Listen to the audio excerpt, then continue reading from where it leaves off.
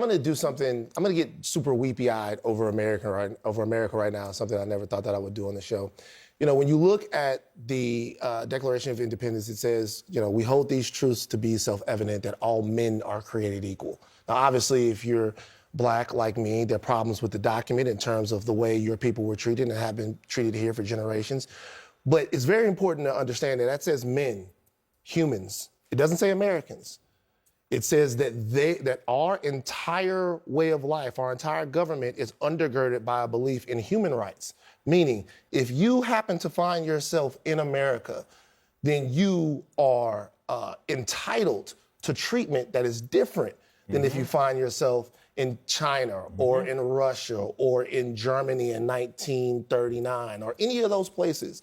That we have a specific belief in human rights and the value of a human person. That means that we are not going to send you to a torture chamber without due process, and we're not going to subvert the rule of law to dehumanize you. Amen. And that has to mean something. And if it doesn't mean anything, then we lose our entire way of life and who we hope to be at some point, even if we haven't been that person in the past. And I just think everybody who's talking about whether or not this guy is American or not, or how he was here, or like what he means, just sit back and think about who it is that you want to be. And that's not who we want to be.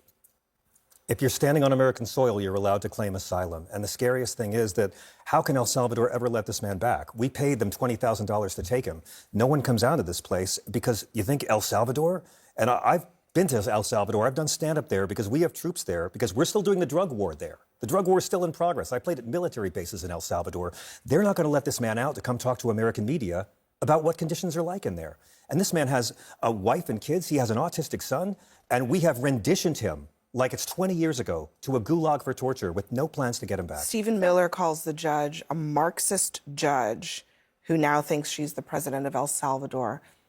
I mean, I guess I'm not surprised anymore about rhetoric, right? But it's not really how our system works. If you disagree with the judge, just appeal it, like the Trump administration actually did. Well, so this whole thing is really unusual to me because they've launched like a PR campaign against this specific person, saying he's an MS-13 gang member, like for weeks. Like J.D. Vance got involved, the press secretary, and they've really gone hard on him. But yet the DOJ attorney who was prosecuting this case basically said, well, we don't really have anything on him. So why wouldn't the DOJ attorney in DHS, who says he's an MS-13 gang member, have done their due diligence? Administrative error. DOJ said they had admitted they'd made an administrative error by sending him there. So it's like the administration's not even talking to each other.